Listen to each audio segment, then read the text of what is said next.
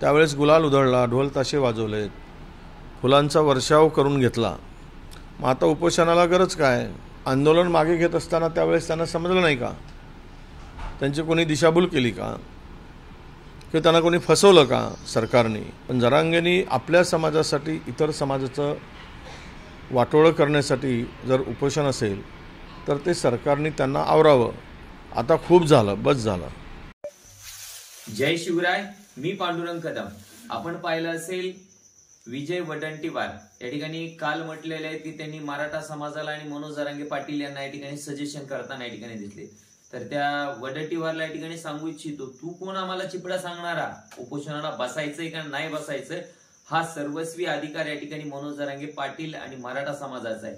आम्हाला आनंदोत्सव साजरा केला, आम्हाला काय माहिती सरकार तुझ्यासारखंच या ठिकाणी बदलणार आहे म्हणून आम्ही ज्या मागण्या केल्या होत्या, ज्या मागण्यावरती आम्ही या ठिकाणी उपोषण मागे घेतलं होतं, आमच्या मागण्या सरकारने जर या ठिकाणी मान्य केल्या असत्या, कदाचित सरकारने ज्या मागण्या त्यांनी सांगितलं आम्हाला स्वीकारलेल्या मागण्यांवरती जर या ठिकाणी कदाचित सरकार ठाम राहिलं असतं आणि प्रक्रिया करायला जर सुरुवात केली असती तर काय आम्हाला हौस नाही आलेली या ठिकाणी उपोषणाला बसण्यासाठीची. आणि तू चिपडपणा आम्हाला शिकू नकोस. तू कोण आहेस हे सगळ्या महाराष्ट्राला माहिती आहे. तू विरोधी पक्ष नेता आहे. तुझं काम आहे की सरकार जर व्यवस्थित कार्य करत नसेल, सरकारने दिलेल्या जर कमिटमेंट पाळत नसतील तर तुझं या ठिकाणी विरोधी पक्ष नेता म्हणून या ठिकाणी काम आहे की या ठिकाणी सरकारच्या विरोधामध्ये बोलायचं. पण तू सरकारच्या विरोधामध्ये बोलायचं सोडून या ठिकाणी तू कोणाचं वाटव? मराठा समाज या ठिकाणी त्यांच्या हक्क आणि अधिकार न्यायिक मार्गाने जर या ठिकाणी मागत असेल आणि तरी सुद्धा तुम्ही जर इतर समाजाचं या ठिकाणी वाटळ म्हणत असाल तर ते कोणत्या अँगलने म्हणतात? तुम्ही वाटळ आम्ही नाही करत इतर समाजाचं, तुम्ही करत आहात मराठा समाजाचं, असं मचमच कुत्र्यासारखं भुकून. लक्षात येते का? तुम्ही तर या ठिकाणी मराठा समाजाचं वाटळ करतायत आणि तुम्ही ज्या पक्षात आहेत ना त्या पक्षाचं ऑलरेडी वाटळ झालेलं आहे आणि तुमच्यासारख्या मचमच्या लोकांमुळे आणखीन या ठिकाणी त्या पक्षाचं वाटळ होऊ शकतं.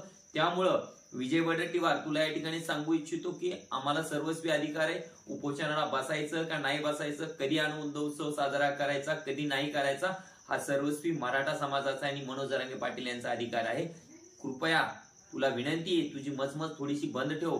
आतापर्यंत तेच करत आलं. तुला काय तुमचं काय प्रॉब्लेम माहिती का सगळ्या लोकांचा? या तुम्हाला कुठं मार्केटमध्ये व्हॅल्यू राहिलेली नाहीये. त्यामुळे कुठंतरी जरांगे पाटील किंवा मराठा समाज यांच्या विरोधात जर बोललं तर कुठंतरी मीडियावाले या ठिकाणी तुमची बाईट घेतात, नाही तर तुम्हाला कुत्रं सुद्धा विचारत नाही. हे जे रोज येतात ना माझ्या टुकड्यात मला ताण देण्यासाठी, तुम्ही असे मराठा समाजाच्या विरोधात आणि मनोज जरांगे पाटील यांच्या विरोधात भुकले की मला नाही लाज असतो या ठिकाणी तुम्हाला बोलण्यासाठी सडेतोड उत्तर देण्यासाठी या ठिकाणी यावं लागतं. तो कृपया विनंती आहे, कधी नाही तो या ठिकाणी समाज त्या ठिकाणी त्यांच्या न्याय हक्कासाठी या ठिकाणी लढत असेल तर कृपया त्यांना या ठिकाणी लढू द्या. उपोषण करण्याचा अधिकार या ठिकाणी आम्हाला भेटलाय ना, संविधानाने तो अधिकार आम्हाला दिलेला आहे. तर या ठिकाणी आम्हाला जेव्हा वाटतंय की आमच्या मागण्या पूर्ण होत नाहीत त्यावेळेस निश्चितच आम्ही या ठिकाणी उपोषणाला बसू. पण तुझ्यासारख्या चिपड्या माणसांनी कृपया आम्हाला सांगू नये. आम्ही आमच्या पद्धतीने या ठिकाणी लढत आहोत. त्यामुळं तुझ्यासारख्या माणसांनी परत या ठिकाणी सांगतो की कृपया, म्हणजे 10-5 दिवस झाले तुला भुकल्याशिवाय दम निघत नाही का? कधी त्या एल्गार सभेला जातो, कधी जात नाही. तुझी ती म्हणजे तू माणूसच कळत नाही नेमकं तुझी टेंडन्सी कोणती आहे. घटकातच ही भूमिका, घटकातच ती भूमिका, एक भूमिका घेऊन या ठिकाणी ठामपणे राहा. आणि कृपया विनंती की मराठा समाज त्यांच्या हक्क आणि अधिकारासाठी लढत आहे, तर कृपया त्या ठिकाणी त्यांना लढू द्या. कृपया मराठा समाजाला या ठिकाणी डिस्टर्ब करण्याचा प्रयत्न करू नका. मनोज जरांगे पाटील आमचं नेतृत्व करण्यासाठी खंबीर आहेत आणि आम्ही त्यांच्या पाठीमागे या ठिकाणी खंबीरपणे उभं राहू. पण कृपया तुमची मचमच या ठिकाणी बंद करावी, हीच एक छोटीशी विनंती या व्हिडिओच्या माध्यमातून या ठिकाणी करतो आणि थांबतो. जय जिजाऊ, जय शिवराय, एक मराठा लाख मराठा.